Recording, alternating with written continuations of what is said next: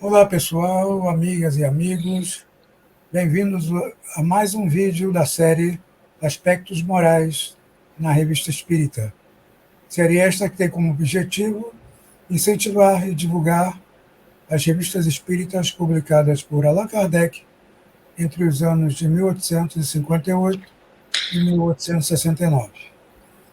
O artigo que veremos hoje é intitulado O Tabaco e a Loucura.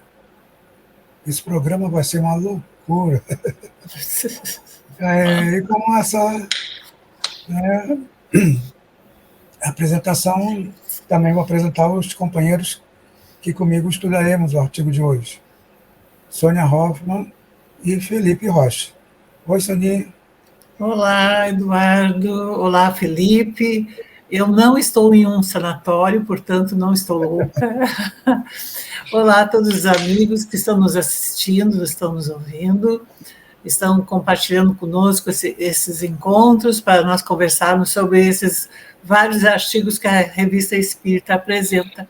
Sempre lembrando para todas as pessoas que não tiverem possibilidade de manusearem fisicamente a Revista Espírita, podem ir até lá o site da Federação Espírita Brasileira, febnet.org.br, e lá vão encontrar todos os volumes das revistas espíritas e podem fazer o download, baixar de lá gratuitamente, sem custo nenhum, e fazer as leituras na íntegra deste artigo e de todos os demais.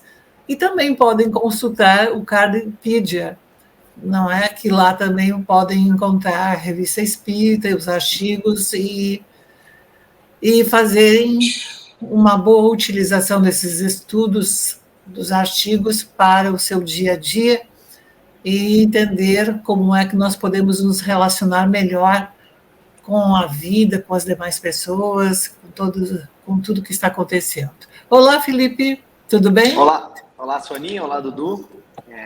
Tudo bem, graças a Deus, espero que todos estejam bem em casa também, né? Porto Alegre passou por momentos difíceis aí, agora já fazem 2 semanas, a gente torce que todos tenham retomado a normalidade, estejam em casa, estejam bem. Bom, esse artigo é muito interessante, né?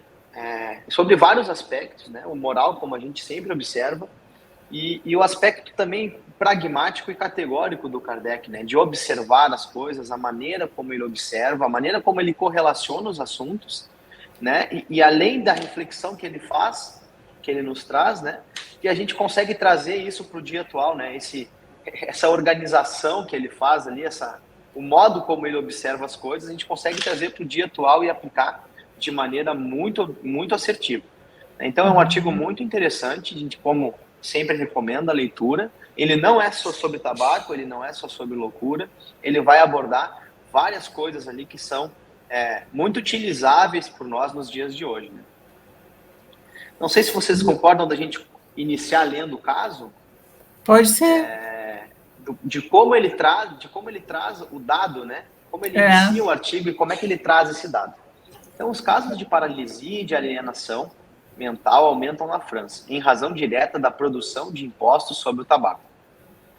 De 1812 a 1882, os recursos trazidos ao orçamento pelo imposto sobre o tabaco elevaram-se de 28 milhões e os hospícios de alienados contavam 8 mil dementes. Hoje, a cifra do imposto alcança 180 milhões e contam-se 44 mil alienados ou paralíticos nos hospitais especializados. Esses paralelos fornecidos pelo Sr. Joly na última sessão da Academia de Ciências devem fazer refletir os amantes dos vapores nicotizados. O Sr. Joly terminou seus estudos por esta frase ameaçadora para a geração atual: o emprego imoderado do tabaco, sobretudo do cachimbo, ocasiona uma debilidade no cérebro e na medula espinhal, de onde resulta a loucura. Interessante como ele estabelece uma relação, que assim como estava aumentando o índice de alienação, de demência cerebral, demência mental, problemas da saúde mental como um todo, ele estava na mesma proporção que estava aumentando também os impostos. Mas isso ele vem traçando um paralelo de que, porque a demência mental a gente sabe que não vem somente em função do uso do tabaco, do cigarro, do cachimbo, não é? Nós sabemos que as demências elas podem ter várias questões que vão levar a esse processo da saúde mental, de alteração de saúde mental, da alteração do sistema nervoso central, e o álcool. E como mais adiante também ele vai citar outras questões, mas ele vem falando o quanto isso vinha aumentando, mas que era a proporção, ele estava utilizando ali a relação de aumento daquilo que vinha acontecendo, pela falta de moderação na utilização. Pessoas estavam utilizando. Naquela época, em que época foi, Eduardo? É importante a gente colocar de que época nós estamos falando. Exato. Lembrando que esse artigo é de maio de 1865. Né? E Kardec é interessante que ele também pega, né, como nós já vimos em outros vídeos, artigos de jornais para fazer seus comentários e, muitas vezes, defender a doutrina espírita dos ataques que vinha recebendo, né, de todos os lados. E os jornais não eram nada condescendentes, né, com o surgimento do espiritismo, e esse serviu essa pesquisa, né, também serviu de mote para que os ataques ao espiritismo começassem, dizendo que o espiritismo, assim como o tabaco, né, mais adiante a gente vai ver como o álcool, também causava loucura, né? Que é um verdadeiro absurdo, mas tudo era pretexto para dizer até os adversários do espiritismo atacarem, né, a doutrina.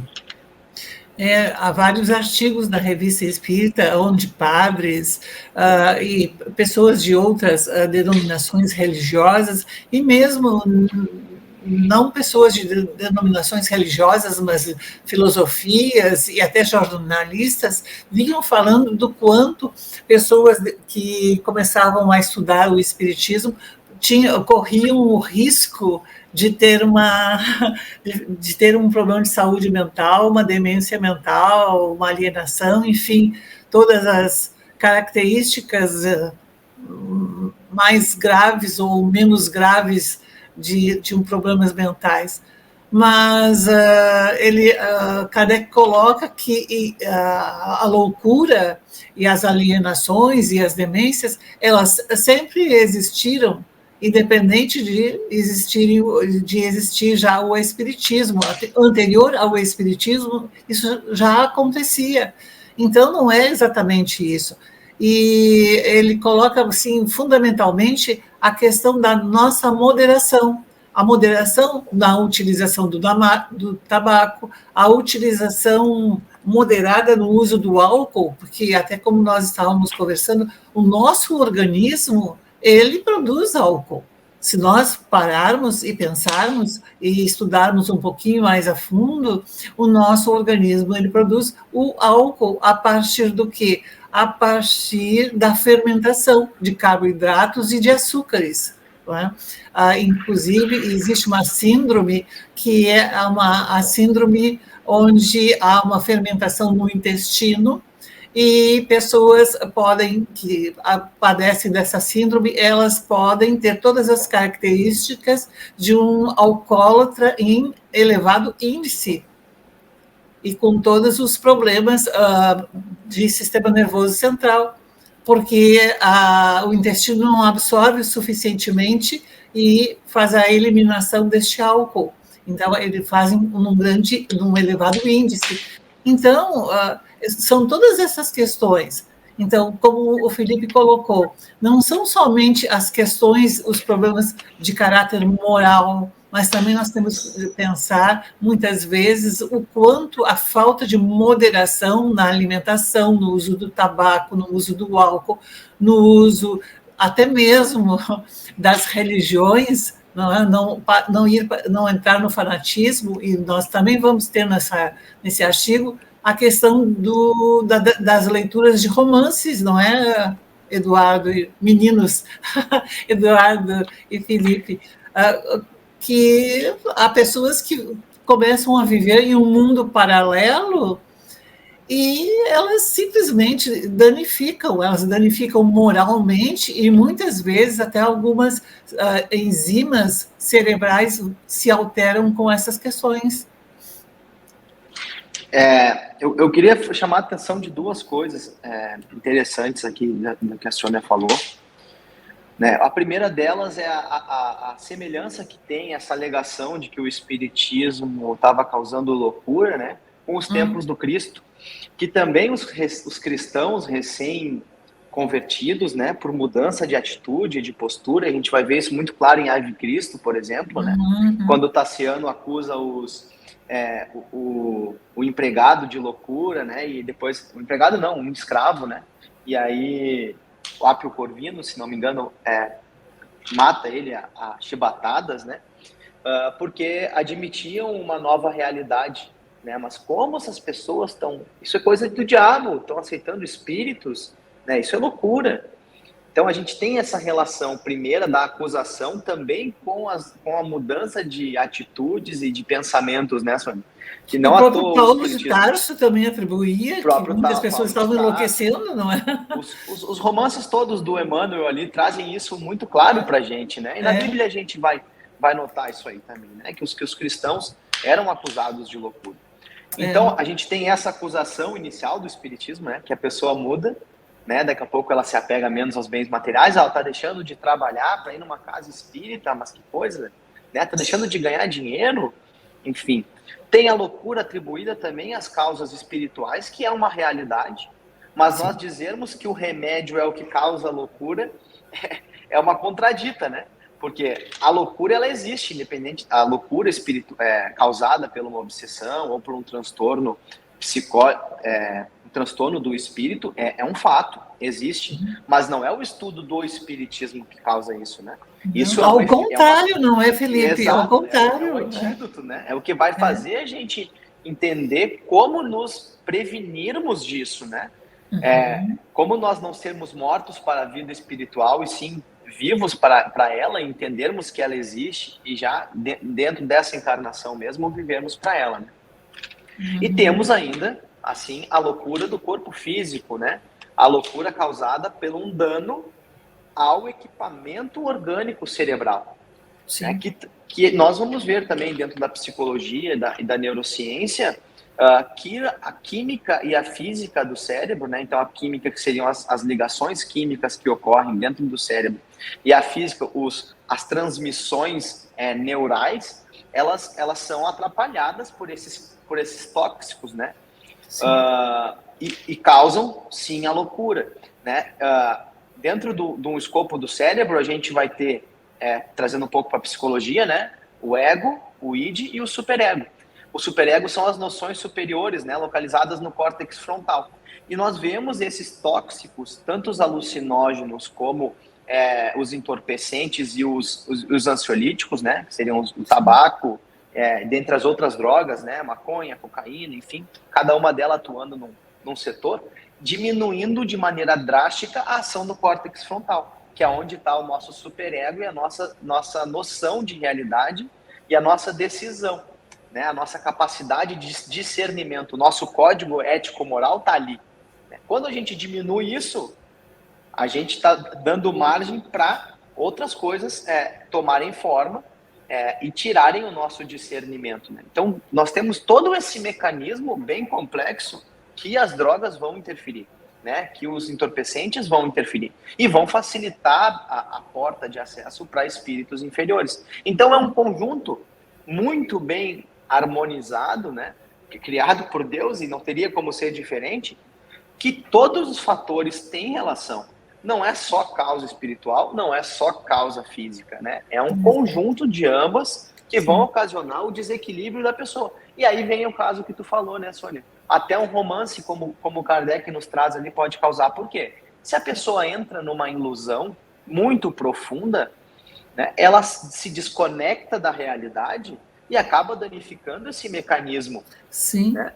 Sim, e se nós pensarmos, tudo não é, Felipe e Eduardo, é a utilização, nós sabemos que nós estamos vivendo em uma época onde pessoas estão apresentando problemas com a falta da utilização do celular, estão com verdadeiros problemas de uma dependência da informática, do aparelho celular, não é? Então, quando ficam... E agora nós vimos, nessa época, que o Rio Grande do Sul e Porto Alegre e regiões circunvizinhas passaram por problemas sérios, caóticos até, quantas pessoas ficaram numa questão de ansiedade tremenda porque não tinham a utilização do celular, não poderiam utilizar o celular. Então, como isso é sério e como há muitas questões que estão ligando a isso tudo. Então, é essa falta de moderação. E quantas pessoas, muitas vezes, apresentam lesões motoras, lesões motoras que vão causando também danos no sistema nervoso central pelo excesso do próprio exercício físico, atividade física. Há pessoas que ficam tão fanáticas pelo exercício físico que elas saem e elas querem fazer, mesmo já tendo um grau de lesão, mas elas têm de fazer. Então, elas ficam obcecadas por aquilo. Então, é importante, como o Allan Kardec ele vem trazendo justamente nesse artigo, a necessidade de nós termos moderação em tudo. Nada, nós não podemos dizer, não utilize isso, não utilize aquilo, mas utilize com moderação. Né? Saiu uma pesquisa há pouco tempo, né, mostrando que, principalmente os adolescentes, estão sendo muito prejudicados pelo uso intensivo das telas dos smartphones e dos computadores. E é interessante ver, a gente traçar esses paralelos, né, dos casos que a Kardec traz na época dele, né, onde ele relata que uma jovem de 19 anos era aficionada, obcecada pela leitura de romances, e ela acabou criando uma realidade própria, porque era o desejo dela, né, ela tinha a ilusão de viver aqueles momentos mágicos, aquele paraíso, né, que os romances traziam, a ponto de ela desejar morrer para, em outro mundo, né, interessante isso, ela acreditava na vida futura, para viver um novo mundo, um mundo melhor, distante daquele mundinho sem graça que ela vivia, a ponto, né, de vocês verem como essa fixação por romances, né, e dependendo do tipo de romance, realmente leva a pessoa a sair da sua realidade, né, sem graça e tudo, e partir para um mundo mágico, né, um mundo que pode ser muito perigoso, a ponto de ela desejar, né, se matar para poder participar de outra realidade. E trazendo isso para o que a Sônia acabou de falar, né, a realidade virtual que está levando principalmente nossos jovens a sair da nossa realidade e desejarem a realidade que eles constroem, né, nos videogames, das realidades fantasiosas das redes sociais, onde tudo é lindo, tudo é maravilhoso. E agora, então, que com a criação pela inteligência artificial de modelos, né, de manequins perfeitas, né, e que as jovens, as adolescentes, estão desesperadas porque elas querem seguir aquele corpo a qualquer custo. Então é uma loucura geral, né, generalizada, que está acontecendo, de muitas jovens que não sabem que aquelas modelos são artificiais, que aquelas modelos não existem, e assim mesmo elas querem fazer de tudo para conseguir aqueles corpos perfeitos que E na realidade não existem, né? E isso está sendo muito perigoso. Né? Segundo essa pesquisa, o problema de saúde mental entre os adolescentes está crescendo de forma perigosa, de forma muito acelerada. E aqui não vai, com esse artigo que nós estamos trazendo para todos os nossos queridos amigos ouvintes, não está nenhuma forma de condenação ou de julgamento de que seja prejudicial quando utilizado tudo com moderação. Não, nós não estamos dizendo, não comprem um videogame, não usem o game, não usem o celular, não usem as redes sociais, não façam exercícios, não leiam romance. A tecnologia vai nos ajudar, né, Sônia? Nós não estamos dizendo nada disso, nós estamos falando exatamente aquilo que Allan Kardec vem trazendo, a moderação. E não é só Allan Kardec, o bom senso, não é? É a medicina, é a filosofia, é a psicologia, trazendo e mostrando que tudo, nós temos de ter moderação em absolutamente tudo. E como isso funciona para um treinamento, para quando nós, libertos do corpo físico, né, pela passagem da morte, possamos manter a estabilidade no plano espiritual também, né, Sônia? Porque a gente vê quantos casos, por exemplo, inclusive em mecanismos da mediunidade do André Luiz, de espíritos que ao desencarnar, por terem uma ideia fixa e obsessiva, se vinculam a pessoas e não conseguem sair daquela realidade criada por eles. Né? A doutrinação se torna muito complicada porque o espírito tem uma desmoderação, né? Tem um excesso que seja num pensamento. Então, para a gente ver a força que tem isso, né? Da gente conseguir racionalizar as coisas, trazer para o mundo mental, né? E pensar sobre aquilo. Puxa, mas isso vai me fazer bem? Isso vai ser bom? Até quanto? O quanto eu posso utilizar? O quanto sai da minha normalidade? O quanto isso me desequilibra, né? A gente tem histórias hoje em dia de crianças que fazem as necessidades na cadeira de videogame para não sair do computador. Né? Tamanho, grau de fixação daquela ideia. Né? Não, eu quero permanecer jogando, eu vou comer sentado no computador, eu vou almoçar no computador. E muitas vezes nem comem, esquecem de se alimentar, esquecem tudo, não é? Só bobagem, né? Então, a gente vê também a importância da educação, né? E nós que vamos ser futuros ou já somos pais e mães, dindos, tias, enfim, educadores, né? Que vamos ter essa relação com as crianças e com os jovens e até com as pessoas mais velhas, de apresentar isso, né? Porque todo o ensinamento moral, ele pede ponderação. Todo o ensinamento, toda a moral do Cristo nos traz para uma zona de equilíbrio, né? Aonde o desequilíbrio não é aceito, né? Onde o desequilíbrio não é elogiado, enfim. É sempre com moderação, é sempre equilibrado, é sempre de uma maneira saudável, sem extrapolar os limites do corpo físico. Não, mas eu vou ajudar e eu passo 3 noites sem dormir fazendo a caridade. Tu tem que ter o teu limite do teu corpo físico para que tu possa ajudar os outros. É aquela história do avião, né? Primeiro bota a sua mascarazinha, depois você bota a máscara nos outros.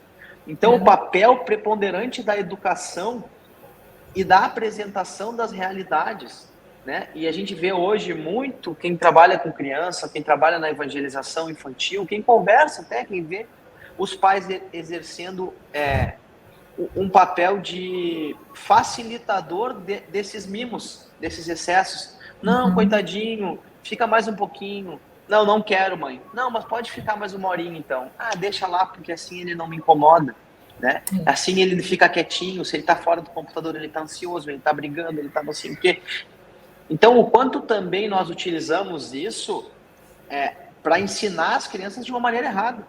Porque aquele padrão vai se replicar, né? Aquele padrão de viver uma outra realidade vai se replicar quando ele for para a vida adulta e começar a enfrentar os problemas. Ele vai buscar uma fuga. E essa fuga, muitas vezes, é uma fuga psicológica, física, suicídio, né? O suicídio ou a utilização de uma droga, porque vai dar uma sensação de que aquela realidade não está tão latente. Então, a moral cristã nos traz sempre para a realidade, nos traz sempre para a verdade, né? nos estimula a vivenciarmos as relações, né? Sofremos, enfim, como o filho pródigo sofreu, né? É ir para o mundo, é enfrentar as dificuldades, é encarar as realidades. Não adianta nós vivermos num isolamento religioso também, né? Porque isso também é uma fuga.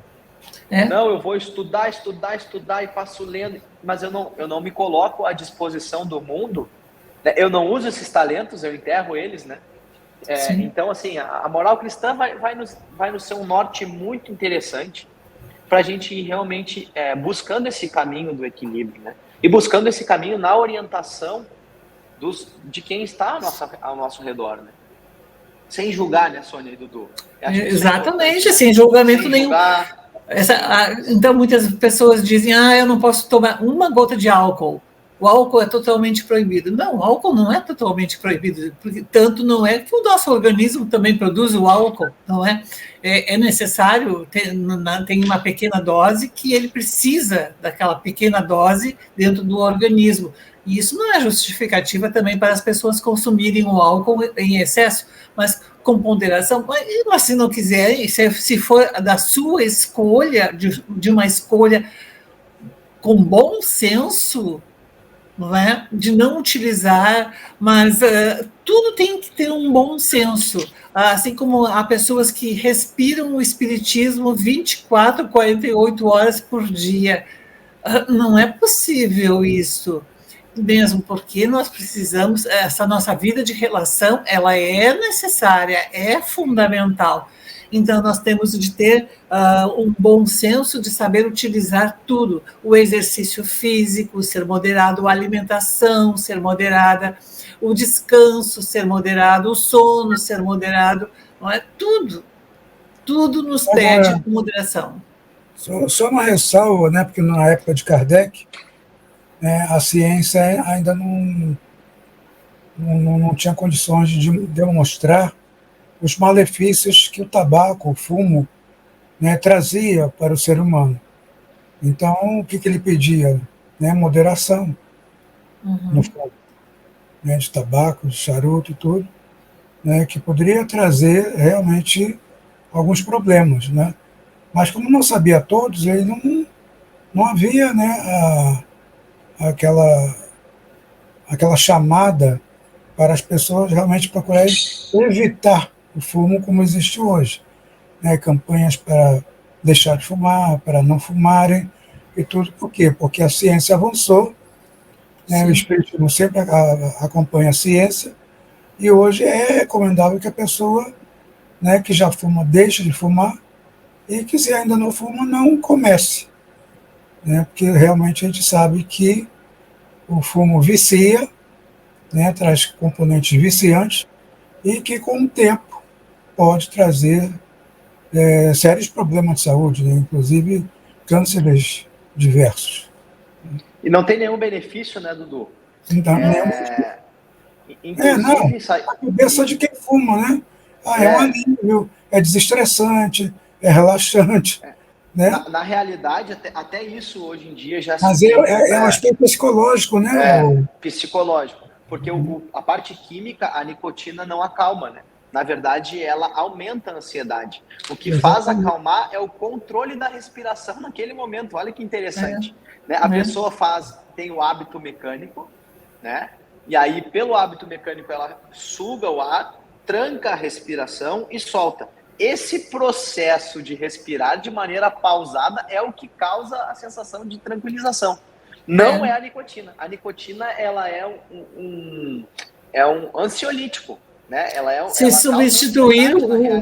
Se substituir o ato de fumar pelo exercício respiratório, o exercício respiratório vai trazer melhores efeitos, vai oxigenar muito melhor o cérebro, os brônquios, os bronquíolos, enfim, todo o sistema respiratório, e essa pessoa vai ter um ganho de saúde muito bom, um ganho que não teria com o uso contínuo do cigarro, não é? E assim também como nós vamos encontrar em relação ao uso do álcool e todas as modalidades do álcool.